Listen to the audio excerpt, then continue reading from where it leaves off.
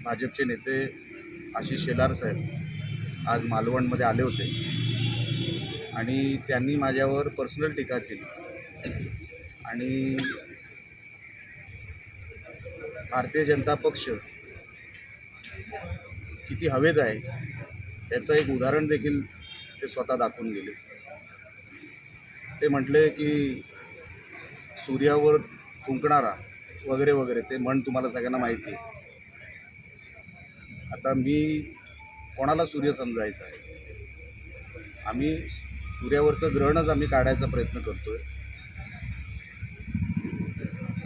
आणि त्यामध्ये जी वस्तुस्थिती आहे तेवढं मांडायचा आम्ही प्रयत्न करतो। मी कधी मागच्या अनेक दिवसांमध्ये कोणावरही वैयक्तिक टीका केली नाही।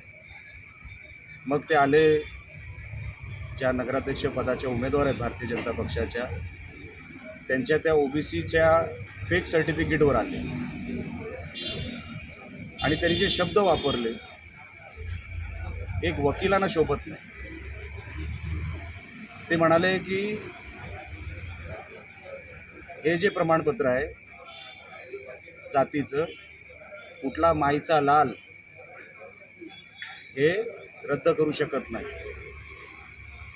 मला शेलार साहेबांना सांगायचं आहे, शेलार साहेब आपण फक्त एक वकील आहात, ते पण प्रॅक्टिस करत नाहीत। आपण असे मुंबई हायकोर्टाच्या बाहेर जवळपास 800-900 वकील फिरतात। तुम्ही जज साहेबांचा अपमान केला, तुम्ही न्यायव्यवस्थेचा अपमान केला।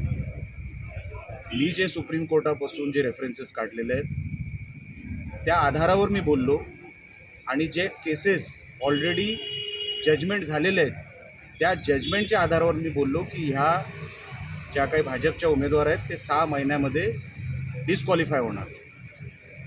हे काय म्हटले की कुठला माईचा लाल? तुम्ही शेलार साहेब वकील आहात, जज नाही। जज साहेबांचा अपमान तुम्ही वकील असताना केला, या गोष्टीचं वाईट मला वाटतं। तुमच्याकडून साहेब ही अपेक्षा नव्हती।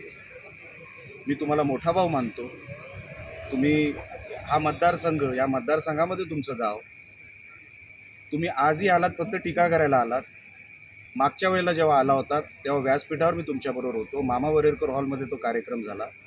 आपण आजही मालवणला काय दिलं नाही, आजही तुम्ही सकारात्मक काय बोललात नाही। जे 13 कोटी रुपये तुम्ही मालवण मामा वरेरकर हॉलला जे तुम्ही शब्द दिला होता त्याचं काय झालं शेलार साहेब? कुठे गेले ते 13 कोटी? अजून साधी 13 रुपये आलेले नाहीत। आज 1 वर्ष झालं या सरकारला। तुम्ही मालवणला काहीच द्यायचं नाही आणि नुसतं नको त्या उगाच काय म्हणतात ना, त्या कुठलेही स्टेटमेंट करत बसायचे, हे बरोबर नाही। मी कधीही तुमच्यावर टीका करणार नाही। मी तुम्हाला मोठा भाऊ मानतो, माझे आवडतीचे नेते आहात तुम्ही। पण आज जे तुम्ही मालवणला केलं ते एका क्रिमिनलला तुम्ही सपोर्ट केलेला आहे।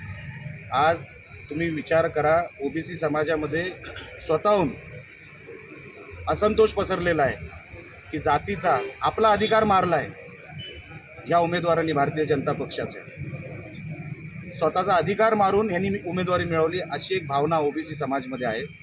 मराठा समाजही तेवढाच रागवला आहे की आपलं समाजाचं नाव यांनी खराब केलं। दोन्ही बाजूला अशा उमेदवारांची तुम्ही बाजू घेतलीत की जनतेच्या मनामधूनच ते उतरलेले आहेत, तरी तुम्हाला त्यांची बाजू घ्यावीशी वाटली आणि तुम्ही जज साहेबांचा अपमान केला, तुम्ही न्यायव्यवस्थेचा अपमान केला आणि तुम्ही सांगून टाकलं की मीच जज आहे आणि मीच जजमेंट देणार आहे। तुम्ही जज पण नाही, जजमेंट तुम्ही देऊ शकत नाही। आम्ही असं म्हटलो की जर ते येणार नाहीच निवडून, जर कदाचित दुर्दैवाने त्या निवडून आल्या तर 6 महिन्यामध्ये कुठलाच कायदा त्यांना वाचू शकत नाही। त्या डिस्क्वालिफाय 6 महिन्याच्या आत होणार म्हणजे होणार, असं आमचं मत होतं। तुम्ही वकील म्हणून त्याच्यावर बोलायला पाहिजे होतं की बघा सुप्रीम कोर्टाची माझ्याकडे ऑर्डर आहे। तुम्ही त्याच्यातलं काहीच बोलला नाही, तुम्ही फक्त निलेश राणेवर टीका केली, त्या पलीकडे तुम्ही काहीच बोलला नाही। तुम्ही करा माझ्यावर टीका, माझी काही हरकत नाही, पण मालवणमध्ये येऊन खोटं बोलू नका। ते आमचे 13 कोटी रुपये जे मामा वरेरकर हॉलला तुम्ही देणार होतात त्याचं काय झालं? सांस्कृतिक विभाग तुमच्याकडे आहे, एकदा सांगून टाका ना की मी नाही देणार। आज तुम्ही साधा उल्लेख देखील काढलेला नाही मामा वरेरकर हॉलचा, ह्याच्यावरूनच शेलार साहेब, तुम्हाला ते पैसेही द्यायचे नाहीत.